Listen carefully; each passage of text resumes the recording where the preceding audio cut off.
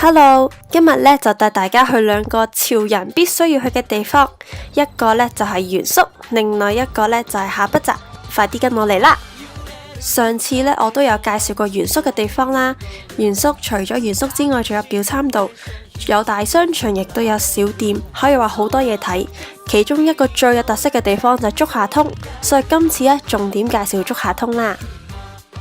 好嘅，而家咧我哋喺竹下通啦。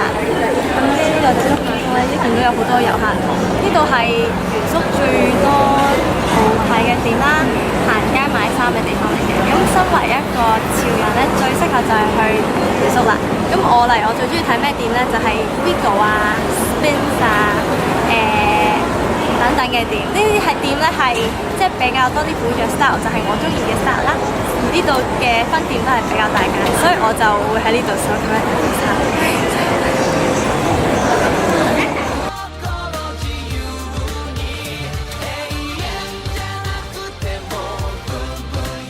韓風都開始喺日本流行啦，例如呢間 Styleanda 就開咗間 Pink Hotel 喺呢度。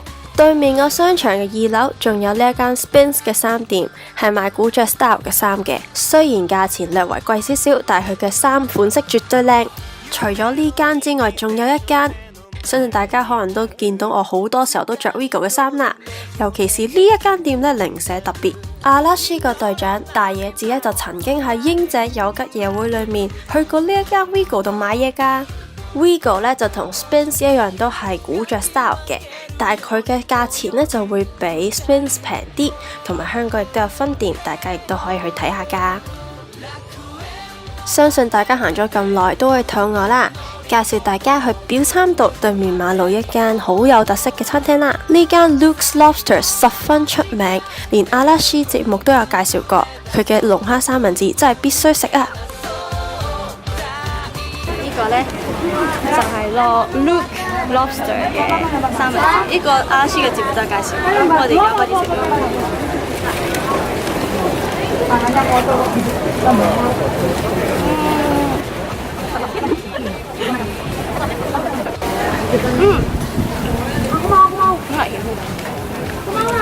佢個麵包咧，表面係脆卜卜有少少，之後咧裏面係軟腍腍。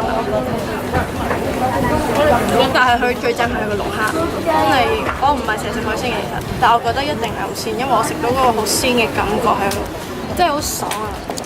所以呢個真係值得去試，同埋我覺得呢個 size 咧啱啱好，唔算太大。之後呢，我哋去下北澤啦。下北澤呢，可能一般遊客比較少去嘅，但係出名嘅潮人地點嚟㗎，有好多古着衫啦，好多潮人啦，真係如果你中意打扮，一定要嚟啊！我哋喺下北澤啦，下北澤出名咧買古着嘅地方啦，所以呢，我哋而家呢就嚟到呢度啦，下北澤等地鐵，然之後行嚟北口嗰邊，行嚟呢個出口呢，就係下北澤嘅一番街啦。呢個叫東洋百貨嘅地方啦，係一個細細嘅小商場啦，就買好多即係古着嘅衫。咁其實想解釋下呢，古着嘅衫呢就唔一定係二手衫嘅，有一啲可能係舊 style 嘅新衫。咁呢，我哋入去。由於裡面唔俾拍攝呢，就冇入到去啦。但裡面有好多好得意嘅古着衫，而且價錢唔算太貴 ，OK 㗎。行多幾步路，仲有呢間叫做 Flamingo 嘅古着衫店，呢間真係好出名啊！有成幾間分店喺附近，而且裡面衫真係好型㗎。雖然價錢比較貴啲，潮人一定唔可以錯過啦。至於我呢一個 Wigo fans 呢，去到下北澤呢個古着出名嘅地方，當然都要去一去 Wigo 朝聖啦。仲有呢一間叫做 B-Side Label 嘅貼紙店，都係好有特色㗎。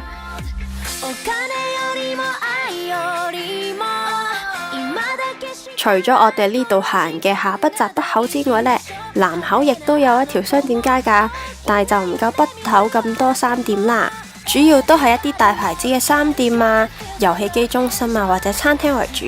例如我今日就介紹一間叫做 City Country City 嘅餐廳俾大家啦。呢度咧喺下北澤嘅間 coffee shop， 咁我哋係點樣揾到呢間嘢嘅呢？其實我唔記得咗啦已經，我好似係喺網上面揾緊下北澤有咩嘢好食嘅時候呢，就揾咗呢一間咁嘅 coffee shop 啦。佢係一間即係好 stylish、好得意嘅 coffee shop。得意之處係乜嘢呢？其實呢間 coffee shop 咧，除咗賣食物之外咧，佢仲有個生意做緊嘅，就係佢咧係賣一啲舊嘅黑膠唱片。例如而家我哋嚟咧，其實係 tea time 嘅時間，800幾yen揀一個飲品，再加你中意嘅一份蛋糕，好似係。其實都尚算 OK 嘅價錢，但係重點係嗰間餐廳嘅 feel， 因為真係好靚。我個 friend 都點樣頭。話咁快，食物就到啦，賣相都唔錯添。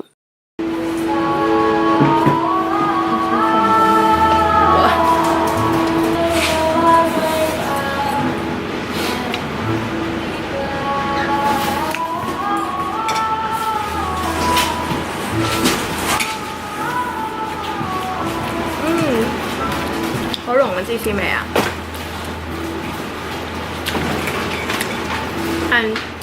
我覺得牛奶味更加濃，所以 OK，因為我唔係好中意食芝士，我中意食牛奶味濃嘅，又唔會太流。因為我覺得咧，佢個醬咧有呢個北海道3.6魷魚嘅 feel， 有呢種 feel 咯，即係總之濃嘅牛奶味咯。呢一間 City Country City， 我熱烈推介大家一定要嚟啊！下北澤仲有淺草，其實都係潮人值得去嘅一啲 shopping 景點嚟㗎，建議大家一定要去嗰個 shopping 一餐啊！